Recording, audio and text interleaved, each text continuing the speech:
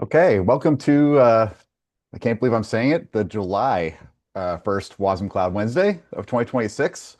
Very exciting. We got a short little agenda, but really some good things that's is coming out. Yeah, so you can find the agenda once again on the wasmCloud community webpage. So today we're going to be going over the 2.50 release that was cut yesterday. I'll be doing a short, quick demo on actually using one of the features implements, which is multiplexing WebAssembly components underneath on a host. And then I'm going to be turning it over to Bharat at the end for him to do a demo as well on what he's been working on. So, first to start off on version 2.5 release, the blog will be up shortly. It might actually already be posted on the page, but it will be shortly. And 2.5 does introduce using Wasm Time 46 as well as WASI P3 by default. Now, so what that means is we do now have async support available as well as using implementations or implements. The nice thing about implements is it allows for you to use WebAssembly components of the same type with different configurations. So there are some additional updates inside the 2.50 release, mainly around the Helm chart for adding network policies, just doing a little bit more hardening on the operator as far as how it's installed, as well as the host group too. So I'm going to go ahead and switch over to doing a quick demo with Postgres. And this was implemented using 2.5 release. And one thing to call out, the inside the actual host itself, there is a feature flag for enabling Wasm Component Model implements. We're going to be having this by default on inside the Canary release coming out starting today. And this will be turned on by default starting in the 2.6 release in the next couple weeks, just so we have some additional time to ensure that there's nothing that's breaking that would cause any existing WebAssembly deployment to fail. So what this example does is it creates one WebAssembly component. It uses the workload deployment, deploys to a kind cluster, and inside the component, it does use the Postgres component, basically calling it PG user A and PG user B. So I'll just switch over to the width here, and this is what it looks like. So now on the import statement, if you look right above here, this is the traditional default way. I can just say I want to import the Postgres component, but now I can actually say I want to import the component. This is really the query component, and I'm going to call the first one PG user A and the second one PG user B. Now, what this allows me to do, if I go to my Kubernetes workload deployment here, make my screen a little bit smaller, and you could see inside the host interface, I do say here's my ingress that it's going to be serving. And then when I look at the list of components that it's going to be using, I now can say I want to use wasmCloud Postgres 1.1 draft. I want to create one instance called user A and the other one called PG user B. And then I can even have it so I have different secrets configured for each one. So now let me bring my cluster over. So there's my workload deployment. I'll just show what this, and really, let's do the code. Yeah, and if you just look at like PG user A, I just have it so it's set to have the full entire connection string, passing username, password, as well as like which database to connect to. Of course, many ways to do Postgres. So you could just have the username, password, database, all separate variables. But just to make it really quick for a demo, I just chose to use URL. And then, so once I got that implemented, this README right here just basically walks through how I built the host with the cargo feature enabled first. And then I deploy it to a local client cluster, just following the wasmCloud documentation. And Since this was testing with this is the local demo, I wanted to use Harbor to install and host the OCI artifact that's published, so that way I don't have to push it to like GitHub and just have it there the whole time. So in order to do that like a little bit cleaner, I did put Traefik in front of all this, and so that way I can have you know star localhost Cosmonic SH going to Traefik with Harbor localhost Cosmonic SH going to Harbor itself. And then at the very end, in the Postgres install, that's running in cluster as well. I did create a user A, user B, different passwords, and then I did give different permissions to user A and user B. User A having rights to widgets but not to gadgets, and user B vice versa. So after this was all deployed and said and done, I'll just show you once again my workload deployment here. And if I go to PG implements local host Cosmonic SH,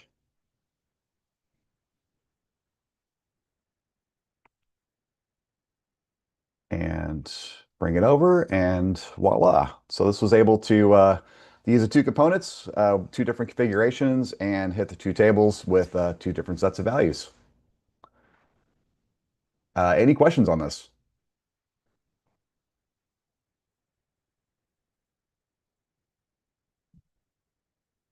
Actually, this is great. I'm just wondering when are going to use Bailey's performance testing? Which one, on the benchmarking side, or is that the are we fast there yet?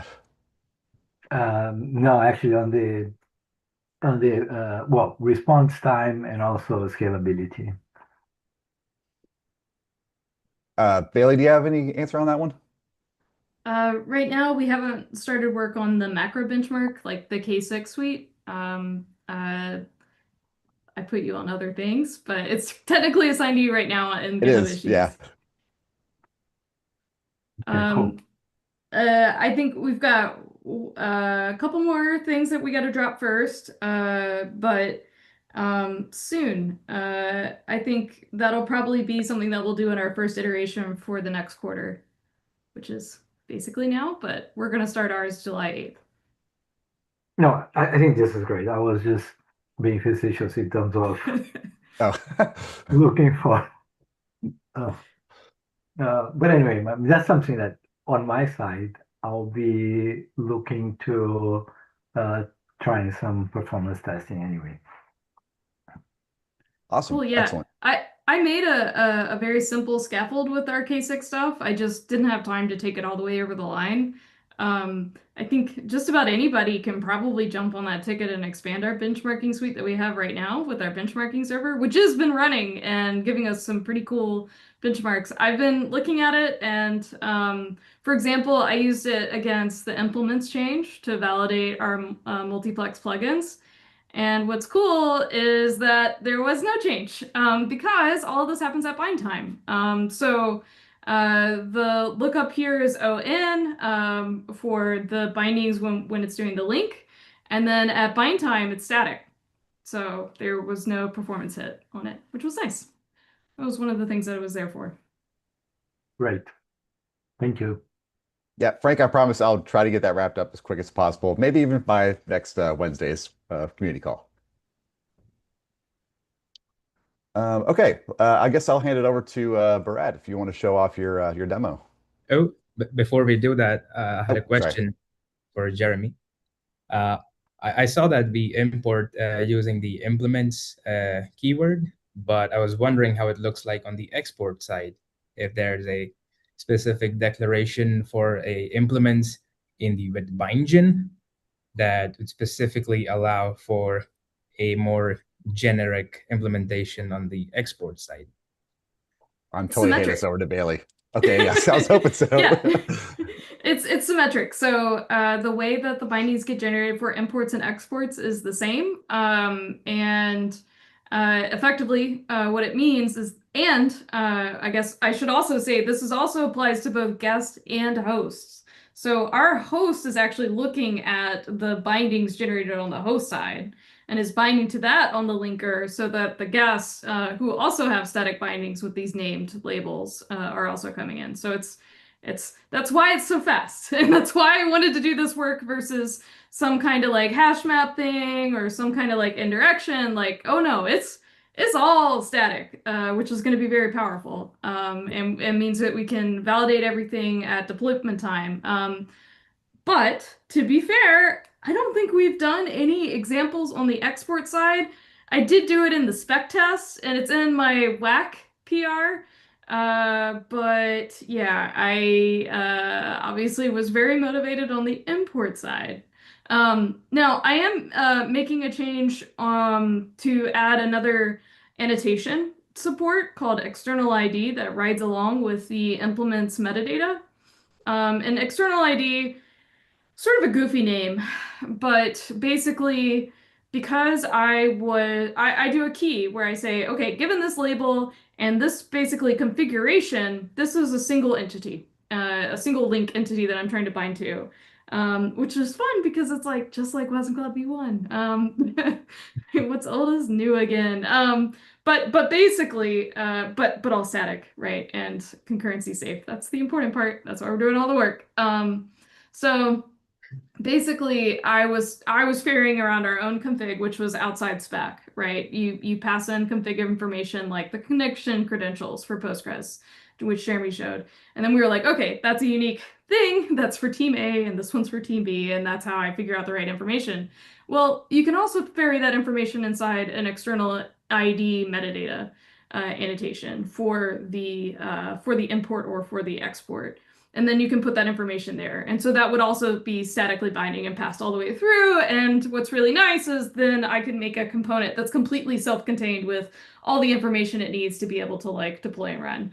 And you wouldn't have to have, yet again, what's basically, I always call it host magic, but that's basically what we're doing right now is like we host magicked in the right config.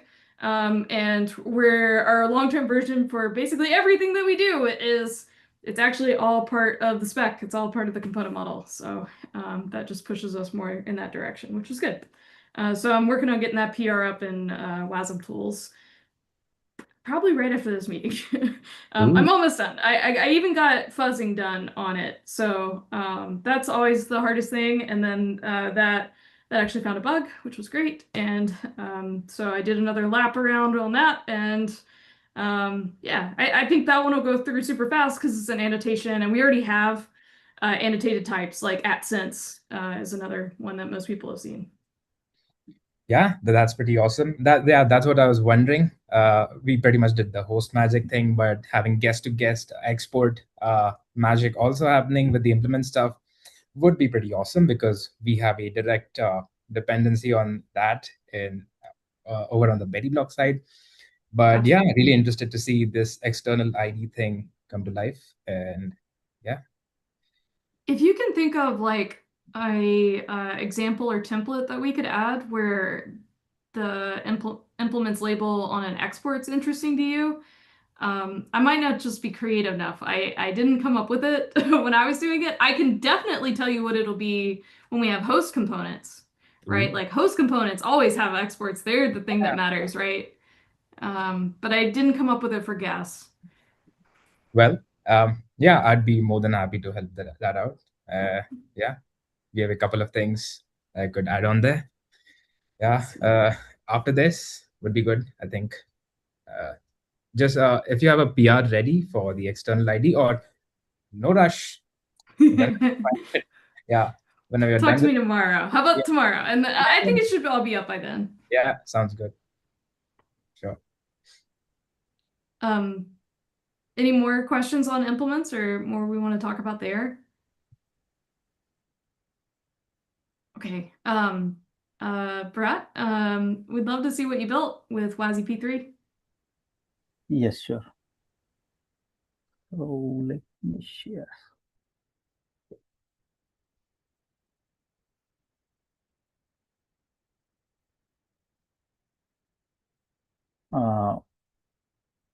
Visible? Not seeing it, but I just went ahead and made you co-host. So you might need to reshare.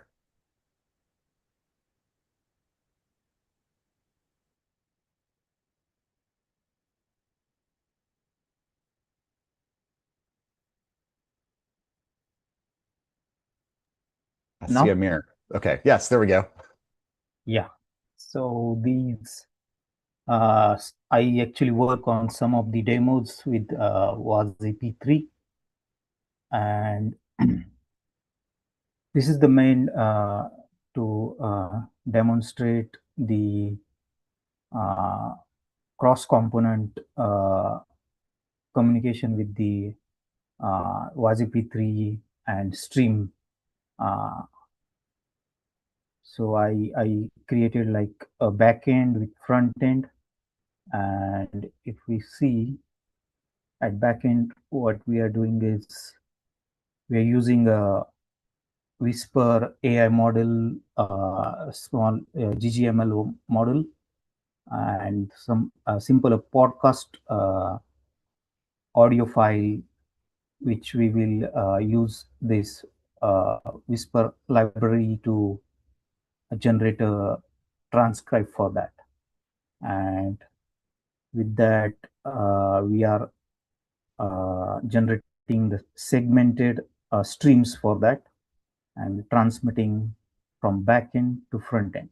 So at front end side, we are just receiving the stream and displaying. So if I run the demo here,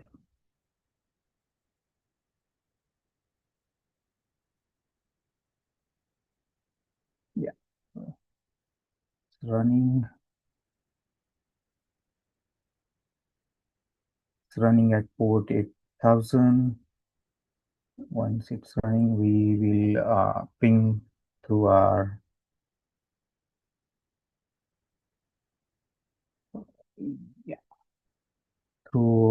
we will use curl here with no buffer so that we can see the output. So, yes, so we started service, and I can hear the laptop span are spinning faster now because the AI model is running and it's into play. And we can see some segments are getting logged here, and in terminal side at the client side, we are getting exact outputs. So yeah, actually it's a very long, big file.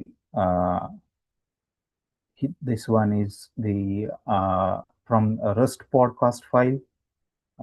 It's long enough, like 1 hour 13 minutes, and I run it for almost half an hour to see how the back pressure and all those things working. So the output is like this. So yeah, that's it. But in next time, I'll also try planning to have a UI part. So I'm working on that, and I'll update you on that. Yeah. This is very cool. Yeah, this is cool. I like the idea of using it for transcription. Yeah. Thanks. So, yes, Yeah, any questions? you've officially made the coolest P3 demo I've seen so far. Like, you're the champion right now. That's Thanks. awesome. Yeah. Okay. So Yeah. I think I do want this to land in contrib because I think the file is probably really big, and I probably don't want that in the wasmCloud repo where we already are pretty huge. But maybe we could have that be like a separate step, like, okay, now go get this large file that we recommend and download it to run the demo. And that's something that we maybe get ignore. But yeah, it is awesome. Thank you for doing that. Thanks. And I learned a lot of things. I also thanks to Aditya and you for providing inputs on that. So that worked for me. And yes, so next time I'll come up with some more interesting demo. Actually, I also talked with Liam about that. So yeah, sure thing.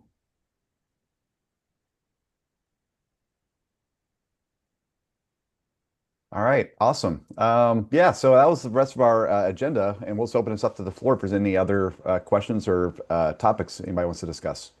I see Aditya's got one. Yes. Well, could I get co-host? I need Yes. to do a Excalidraw demonstration. Thank you. So the idea is that now, since we have P3 in the whole picture for wasmCloud, there is a lot of things that you can do with it. One of it being extended invocations. So basically, if you have a client that's making a request to your wasmCloud workload, it's not necessary that your request might be returned immediately back from the workload to your client. Sometimes with the P3 edition in 2.5, you can have the P3 requests that take a longer duration of time to complete. And during that duration, there's not a lot of things you can do to the whole invocation while it's running inside your workload. There's little to no visibility. And take, for instance, if you have Wasm running or even an invocation started, there's barely a single mechanism to interrupt that or cancel that invocation. So the idea that we were coming up with was, since the store is what handles a invocation or for a request or any sort of Wasm invocation, our idea was to use epoch interruption that Wasm time provides, that basically runs checkpoints in your Wasm guest along a set duration, and it basically allows you to create cancellation callbacks, so that take, for instance, if we trigger a cancellation by keeping track of the store ID with the incoming request, and we hold that cancellation handle with regards to the store, you could technically stop that specific invocation by dropping that store by setting its cancellation boolean to true. But I just wanted to know if there's any other mechanism that we could probably use. For instance, resources in Wasm Cloud allow you to basically create guest exports that allow you to call resource functions. For instance, a cancel function on a resource that just allows you to gracefully drop that resource. And if there was any way we could artificially inject that type of a cancellation callback into a host, into the guest that's running the workload, so that we could have something that triggers cancellation of long-running invocations with regards to P3. And I also wanted to know, what is the feasibility of having more visibility in your entire workload? For instance, having health checks about the workload, getting to know about all the different invocations that are going on, the jobs that are going on in a workload. If that's something that that is promising, or if it's a bit of fluff, I'd really like to get to know your opinions. I've been working on a very similar problem. Will you actually, do you want to share your Excalidraw real quick? Like, we'll multiplayer it for a second. Oh, how do I do that? Here, I can make another one. But also happy to edit yours. Oh, live collaboration. Wait. Yeah. Oh, got it.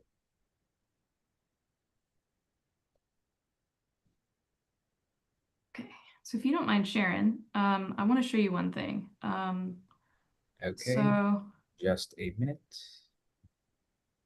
Yep. you know, in a workload, we break it apart in a couple different things. Right, you may have any number of components. And the thing that is actually doing the work, let's say, like in Bharat's demo, let's name them model, audio, transcriber, responder. I'm out of ideas, so we're gonna do two.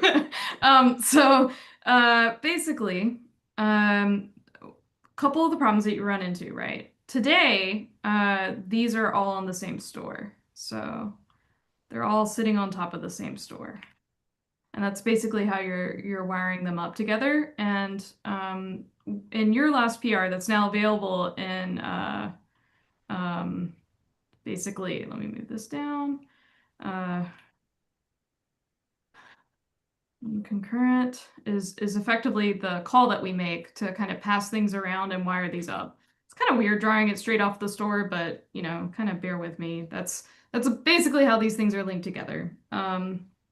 And so this is kind of how you're passing them along, and you're letting these have ephemeral stores so that they're not long running, so that they're not retaining resources when they're not doing work.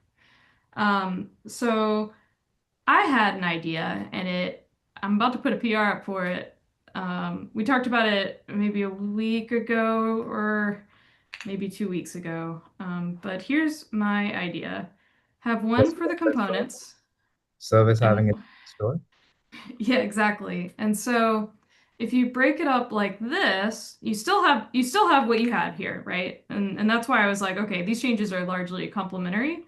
So you still solve it this way with ephemeral stores.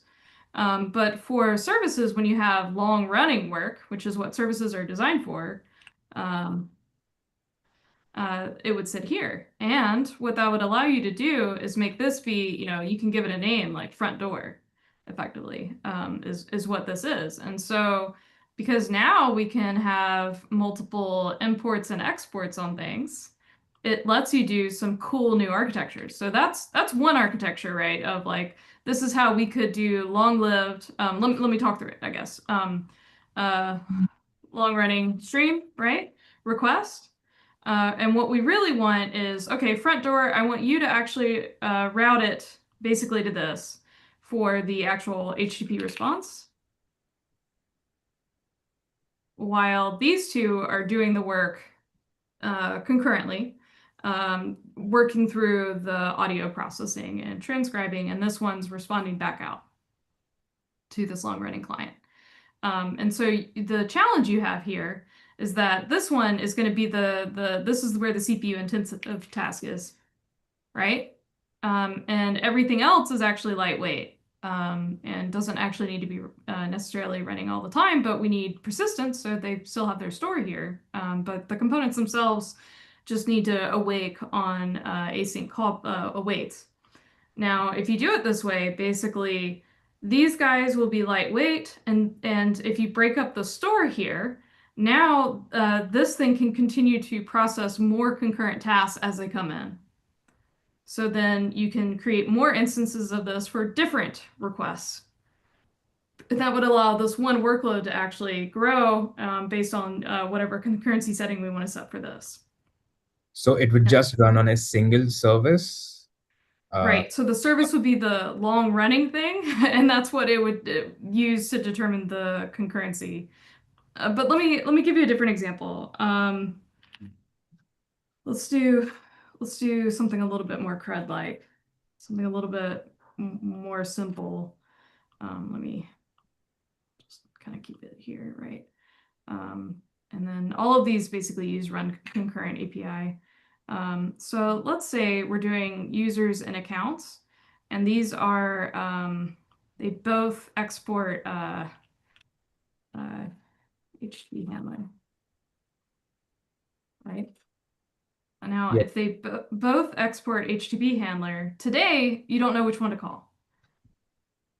Well, not yet, but with implements, right? Here's your You do? here's your use case for why have a label, right? So if we have this one, and same here, and then what that allows you to do is this is actually an API gateway. Spelled incorrectly, right? Like this. And so why would you want to have an API gateway like this? You know, why you might say, okay, Bailey, but I could have put it here, right? I could have done this and I could have a gateway.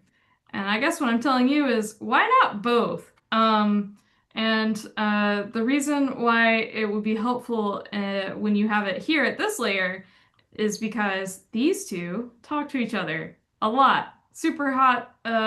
When you're talking to a user service, you're probably wanting to talk about its account, right? And what org they belong to and everything else. And probably the way this workload is shaped, that the lifetimes of this workload, of the components inside it, and of like the requests as they come in, they're going to scale together. They scale almost like linearly right next to each other. So put them in the same workload, let them have the same tenant, have them share resources, make them extremely efficient together, but also still allow you to take advantage of being able to modularize your code, so you don't have to like have the team that develops users and the team that develops accounts have to like ship in lockstep. They can still build a semantic API and ship independent of each other.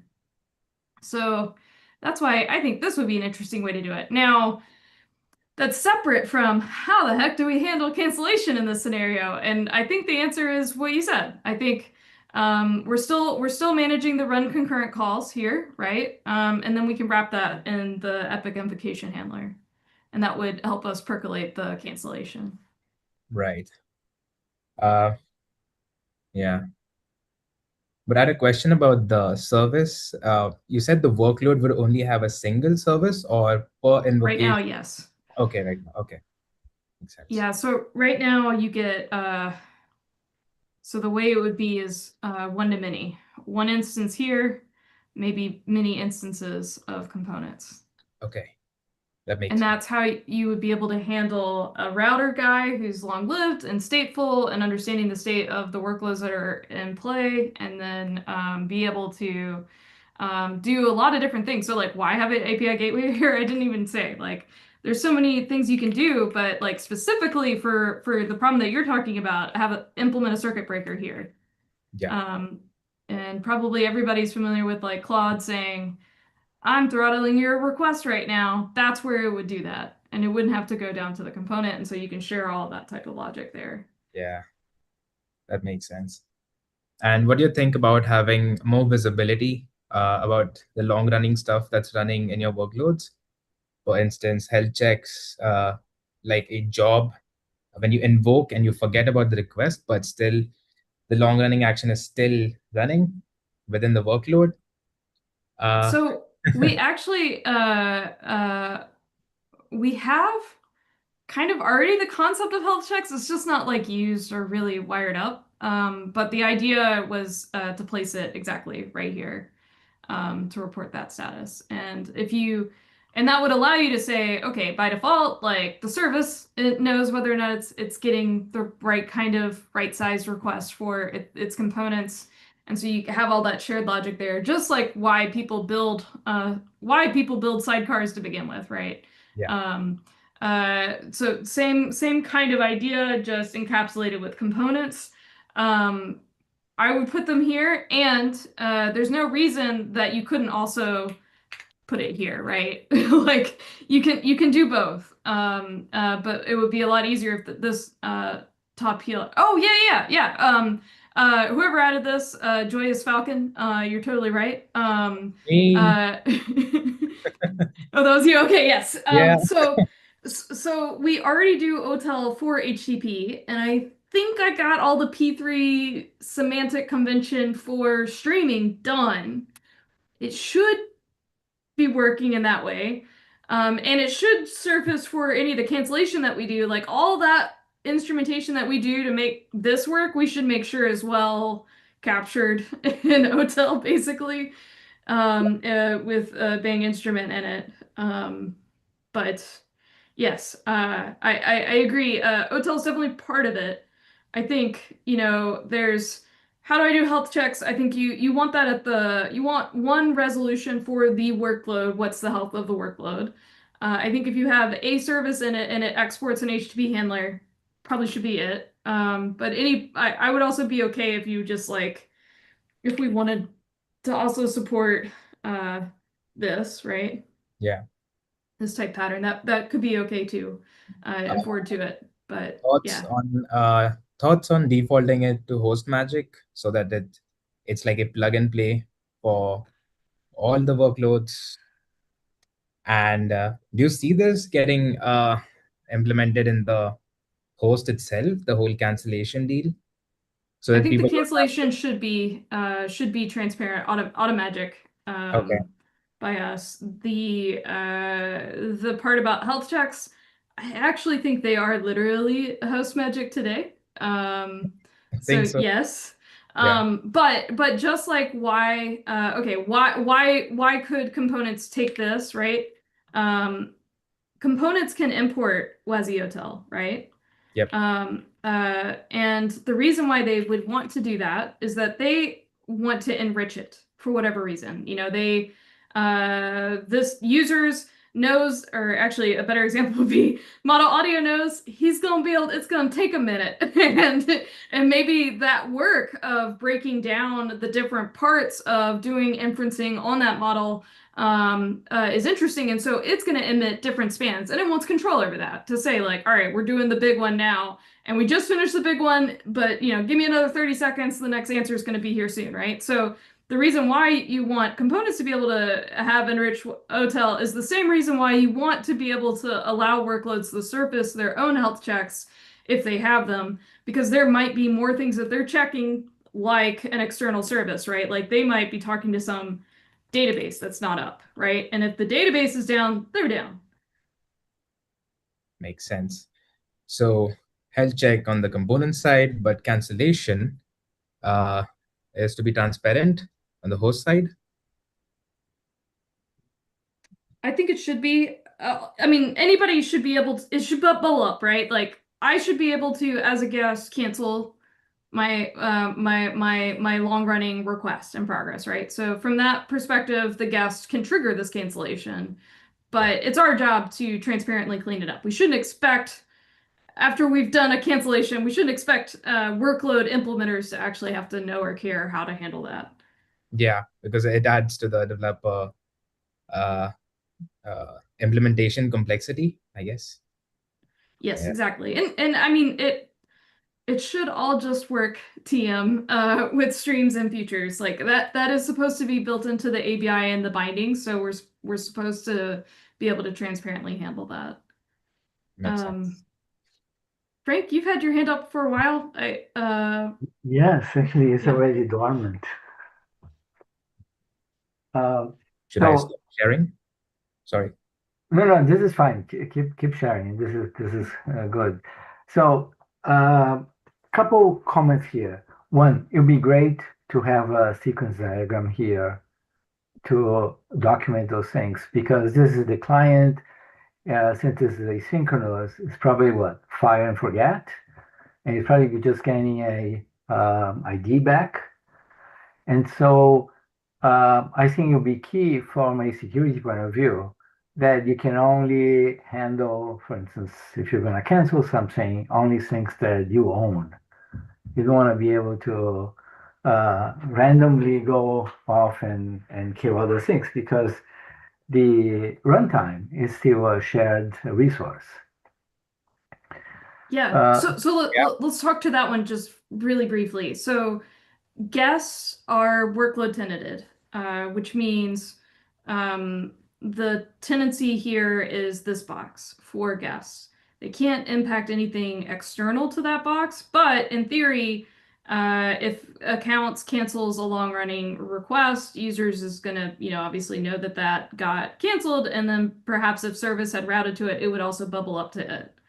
But it wouldn't bubble out to other workloads. But Okay, in terms of the security posture, it'd be all internal to here, yeah. Okay, cool. The other thing is actually is not just being able to cancel, but it's actually to see progress. That you could, the client itself can say, okay, is stuff here stuck, or am I seeing progress? And if I'm not seeing, where is the point? For instance, is the database down and so forth, so I can take an action. Right. So I think this would be useful to know. I mean, since we have the ID back, that you can have a whole slew of things that you can do in terms of, okay, how should I react to this? Yeah, I think the OTel trace is definitely the way that I would recommend for that, for anybody that's serving some type of long-running request. In terms of dashboards, we just work.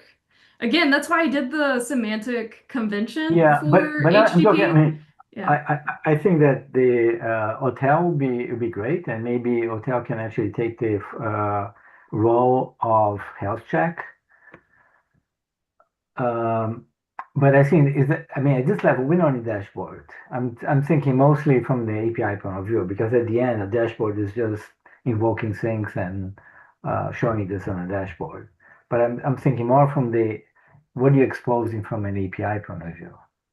Yeah, well, I think in that domain, like when it's what are you servicing as a FAS or REST service, that's going to be more about your RESTful API on whether or not you surface pagination, chunking as part of your API, or probably chunking is probably what most people are conventionally most familiar with OCI. Not a lot of people have leaned super deep into streaming yet. Although it's getting a little bit better. I think the OCI spec, for example, has a really great streaming RESTful API to reference. But I guess my point there is for being able to show progress, it's going to be specific to the API itself that you're calling. Right. Yes. So it means that implementation is to know how to do this. But I think that at least having the capability, it'll be useful. The other thing is from a scalability point of view. So you mentioned that the box but the service is common, right? I'm not gonna get an instance of a service every time I make a call.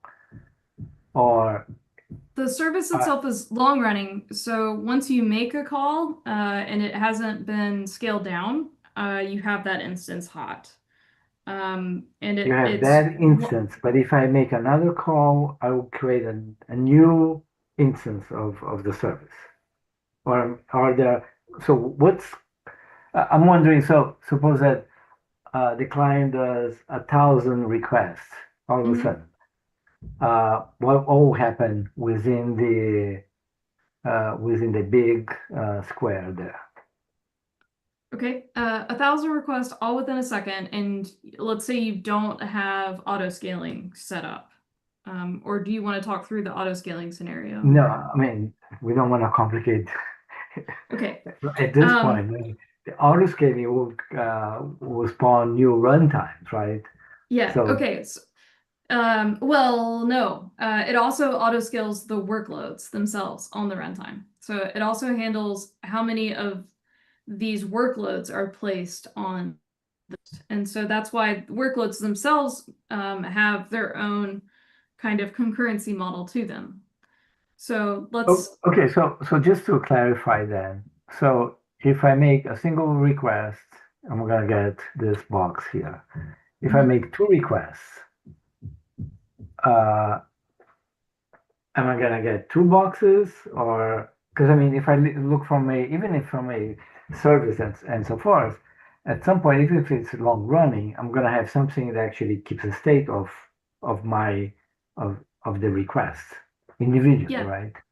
So in the scenario of you've got one host, you don't auto scale workloads, you don't have workload replicas set or workload instances set.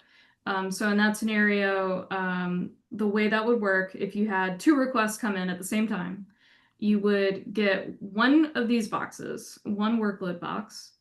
You'd get one service box, 2 users. Okay. So the service will get shared between the 2 requests.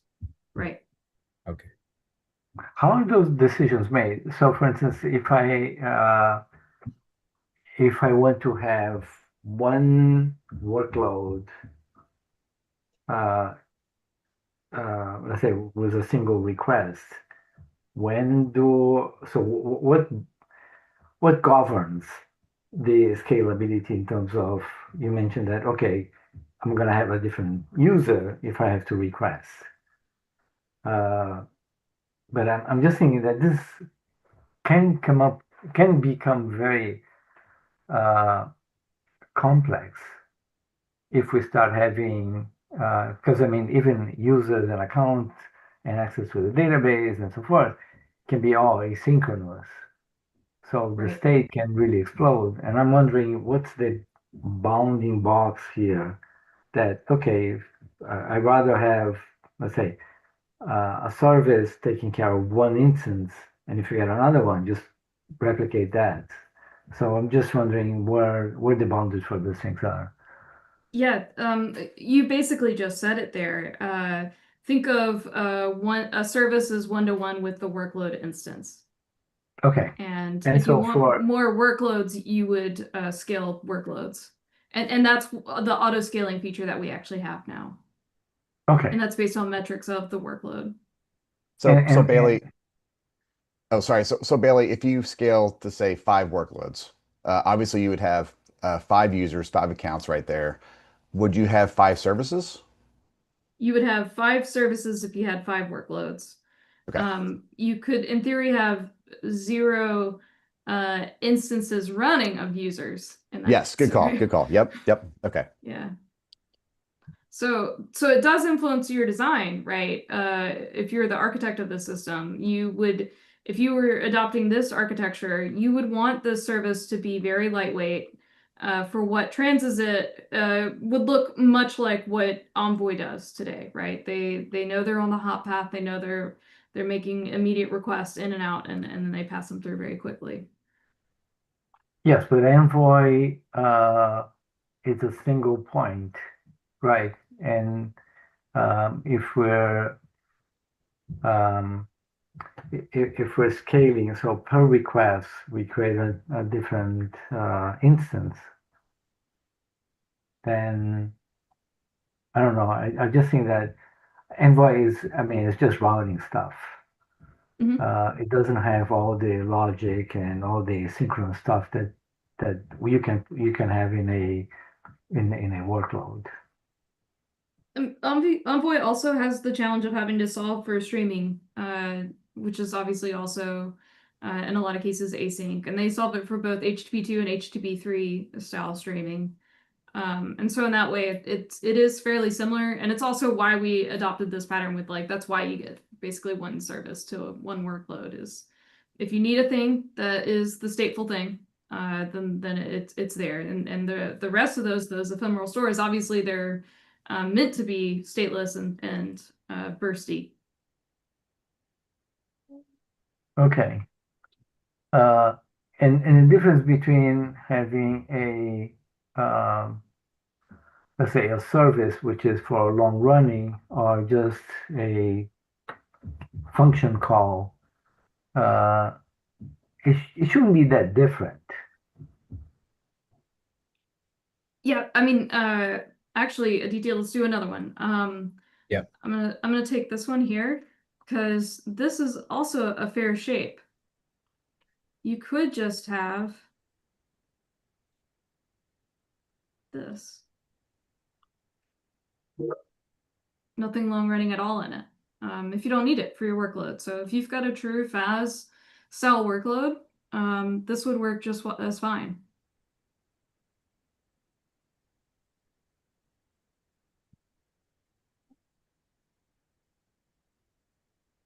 And being asynchronous, you still can have all the information to cancel and to run OTel and so forth. Exactly, yeah. And that's why we would want individual components to also have that same ability to expose things. And Frank, I think you mentioned something about having authorization so that only the origin that invoked the workload invocation should be able to cancel that. I think what we can do is have a very lean cancel type or a job host plugin. that tracks the context of those incoming calls and implement either on the guest side or the host side. We could just implement authorization checks right in the guest itself, so that we could just have a very lean cancellation validator. How does that sound, Bailey? I don't have a picture of it yet. Okay. I gotta see the code. Okay. But I think the words you said sound right. I just gotta make sure it works.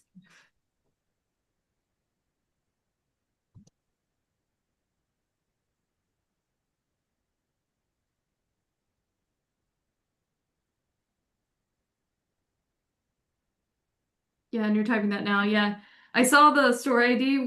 It was actually like basically dead code, but I didn't push to get it removed because I'm gonna need it for the service work, and Yeah. I figured there's more to add. Yeah. Okay.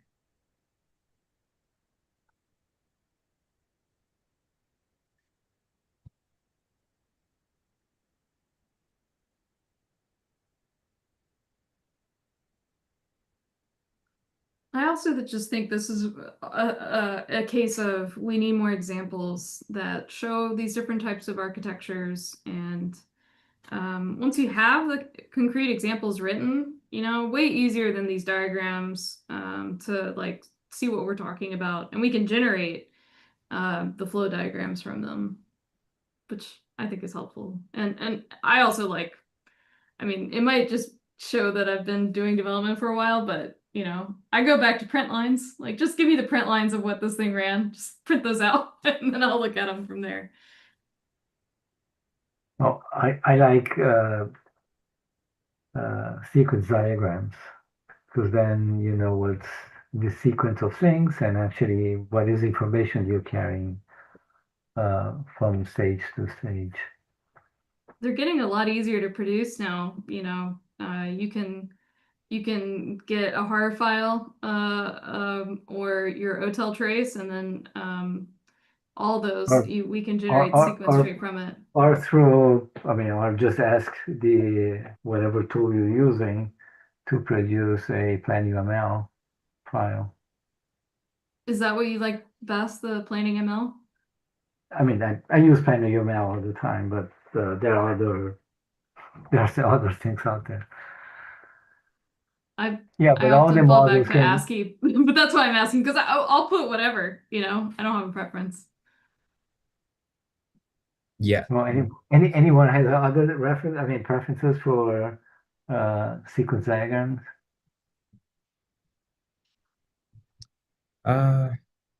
Sequence diagram. I could make that up a bit later. What process do you want the sequence diagram for?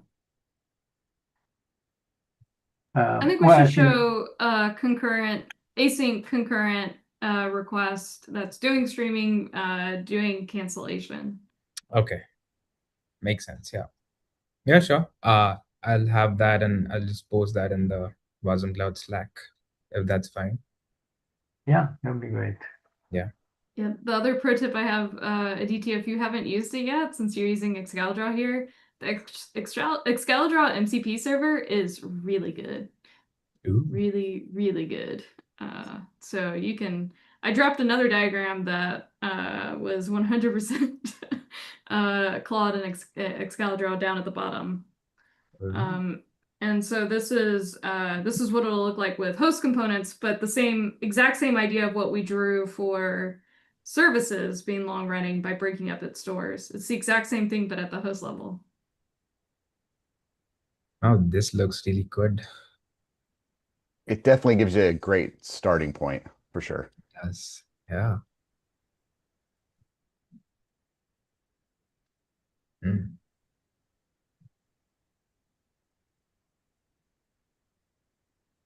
This was awesome. We should have more discussions like this.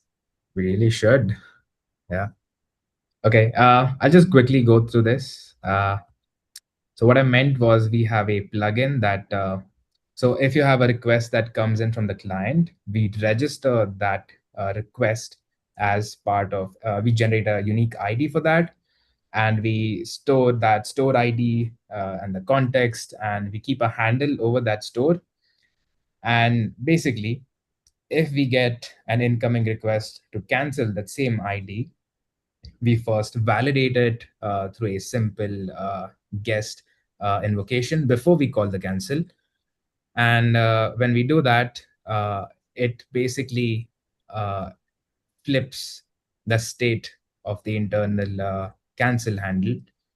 And we basically have something called as epoch interrupt in Wasm time, which I'll try to see if I can find it. By the way, is this true for all the runtimes? So is this part of the API for the runtimes? This is definitely Wasm time specific. It's so just like our run concurrent, that's largely part of the Wasm time API or API surface. And a lot of what we're talking about going across stores, that's also a Wasm time specific API. And then this epoch is on the store itself. So maybe you should highlight that that we're putting more and more effort in terms of Wasm time. Oh yeah, I mean, whew, we're like wash runtime is like, you know, it's Wasm time embedded. I mean, that's definitely what it is. But yeah, we certainly should and could. I mean, it's it is our RISC-V architecture here. Yeah, well, I mean, I guess that's the big thing to highlight is that Wasm time now has lots of different modes that we could start exploring. I don't know if y'all saw in the release notes, we have S3090X now because Wasm time has S390X, which is mainframes.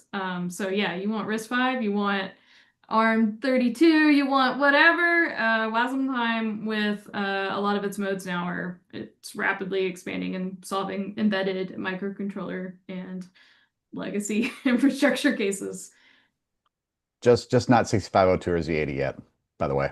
We did look. Lol.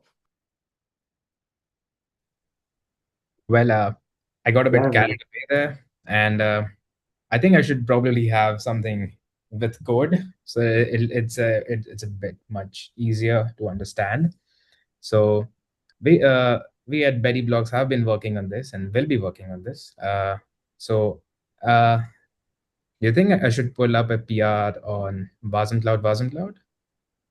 Yeah, I think yes. Give Probably me. should discuss it at the roadmap session next week. I ran into wanting this right away. Oh. The break apart of the stores I should have up later today. I was trying not to do Victor Dirty again with a giant PR, so I was trying to break it down. I haven't been able to break it down. But it works end to end, and I've been adding a ton of different types of test cases for it. That's where I've been spending a lot of my time now. But I could go ahead and get it in a draft so you can see it, and then I think basically that's like 75% of what we discussed, and then the epoch invocation wrapper would be the cancellation path. Sounds good. So that would be its own thing, yeah. Yeah, a quick question. Is the cancellation going to be synchronous? I think both. Well, because if it is async, we get into, okay, did it work? Didn't it work? Or where is it stuck? Well, they would definitely potentially be happening on different processes. So there's no way to avoid cancellation not having some asyncness to it. And that's Anyway. where we'll have to add drains and timeouts, yeah, to prevent that from leaking. Okay. Yeah. And by the way, we did try to do something of a cancellation thingy using NATs, and basically implement cancellation listeners to basically race against the actual job. So you have two futures. One is the actual job or the async suspension point that's communicating between one component to, let's say, an external call or another component. And we have the second future that basically does kv.watch for nats. And it's basically through a very tiny host plugin. And what happens is it basically watches for the cancel ID to be flipped on the KV side. And if when it's flipped, it early returns the future and it gracefully tears down the whole invocation path. But I think that's a bit expensive on the developer side. And we just wanted something way less gimmicky to not having to figure out the suspension points for the cancellation stuff, which is why me and Maze, hi if you're watching this, we came up with the whole cancellation stuff. Cool. I haven't gotten to meet Maze yet, but yeah, we should. This is definitely on the next roadmap, but don't wait on it. I think we need it now. I can expedite it. Yeah, no worries. Because I flagged a few of the follow-up items, was basically also that. If we had a capture for cancellation, I think that would have solved at least one of them. And I fixed one more, and then the separation of the stores change is one more of those. So basically, 75%. This will answer all of it. Yeah, exactly. Yeah. Yeah. Yeah, this is really nice. But we also have the precompiled stuff. Oh my goodness, I don't know yet. I don't have a great answer there. No, I'm not. No force, no pressure on this. I'm actually, yeah, I think we should. I mean, that's definitely that's gonna be, when you do quartile planning, you plan your big rocks first. Yeah. And then you do little rocks around them. And a lot of people make the mistake of doing their little rocks first because they're fun and tiny and easy to do. Have you heard of this phrasing? Anyways, that's our big rock. That's one of our big rocks. We got to do that one early and get the design right on that. Yeah. But the other one is instance reuse. We've got to start working on too. And that one's way harder given the architecture we just drew. Yeah. It's super easy if you just compose them all together. You're like, bing, bada, boom. It solves the whole problem, but I come together. But with what we drew, you can see there's just a lot more power there. Yeah. Component graphs, interdependencies. It's a whole lot to manage. But yeah, it's fun stuff. Yeah. All right. Well, hey, we went over, but I'm glad we did. Thanks for the awesome discussion. All right.